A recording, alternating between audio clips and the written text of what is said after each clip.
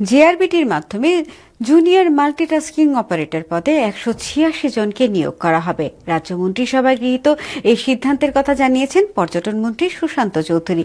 গতকাল মহাকরণে সাংবাদিক সম্মেলনে মন্ত্রী জানান এই পদগুলি হবে গ্রুপ সি নন গ্যাজেটেড ক্যাটাগরির। তিনি জানান এখন থেকে জিবিপি হাসপাতাল ও এজিএমসিতে কর্মরত চিকিৎসকেরা প্রাইভেট প্র্যাকটিস করতে পারবেন না।